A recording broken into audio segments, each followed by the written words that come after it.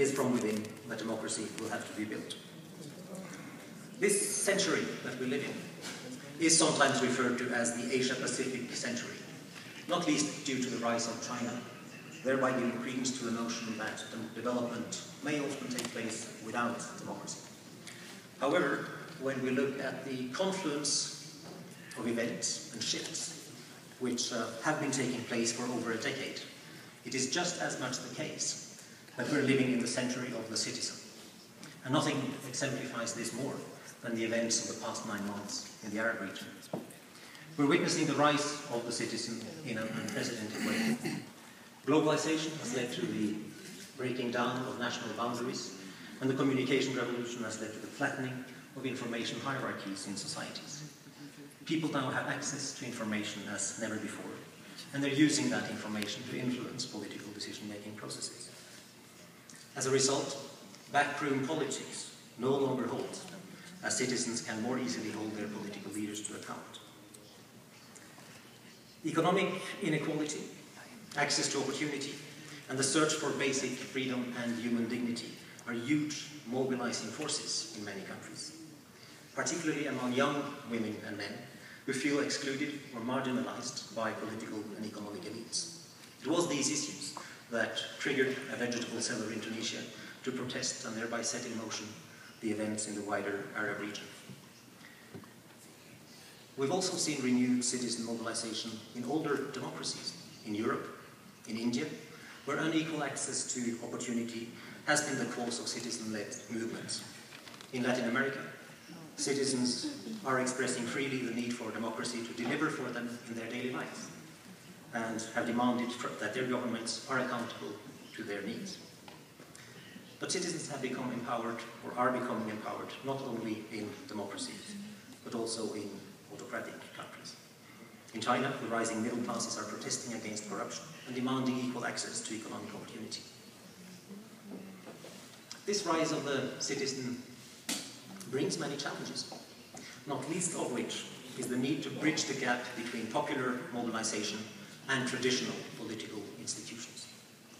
While political parties and traditional actors of democracy have often been weakened, informal processes and expression and political mobilization are becoming stronger. At the same time, democracy cannot deliver without institutions. And this means that we need to seek creative new approaches to allow democracy to be strengthened and not weakened by the ongoing shift of power to the citizen.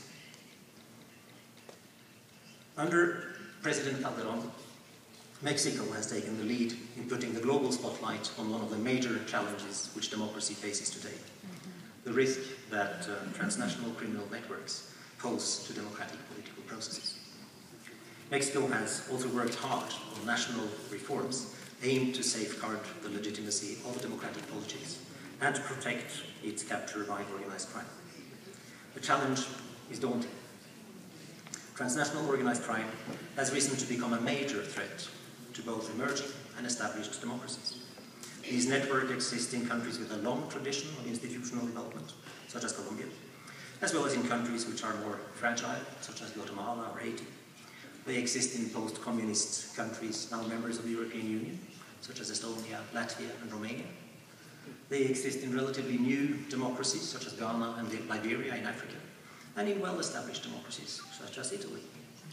This global persistence of transnational criminal networks poses not only a great threat for security and public order and people's daily lives, but also a threat to democracy, democratic institutions and processes. The illicit financing of political campaigns is a major concern. However, it's only the tip of the iceberg of more complex, systemic, and deeply rooted linkages between segments of the political sphere and the darker sides of globalization. Criminal networks are shifting the playing fields at local and national levels by altering electoral behavior through the displacement and intimidation of voters. They're establishing political parties that further their interests in legislative bodies. They distort governance, security, and financial architectures through money laundering, violence, and illicit trade in drugs, humans, and weapons. Criminal networks may in some cases function as an extension of political competition. In other cases, they may use politics to start tinkering with democratic institutions to their own advantage. As the experience of Mexico has shown, these challenges require an urgent revision of policies and legal frameworks at national level. But they also highlight the urgent need for the international community to work together in far more effective ways to safeguard the legitimacy of political processes and allow democracy the space to grow. In a sentence here today is not only the highest office holder in Mexico, but also the heads of all the major political, judicial, and electoral institutions in the country, as well as the head of the UN Development Programme. And there is only one reason you have all taken time out of busy schedules to be here: your commitment to democracy.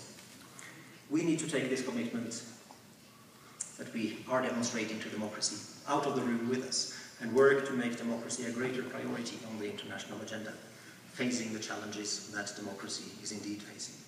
In particular, at the United Nations, democracy should become a priority across the system, and the time has never been more right than now. I want to express my sincere thanks and appreciation again to President Calderon for his initiative in hosting this celebration of the International Democracy Day, while Mexico is also celebrating its independence and its freedom. Let us hope that when we celebrate this day again in 12 months' time, there will be even more to celebrate and even more democratic countries around the world to celebrate with us. Thank you.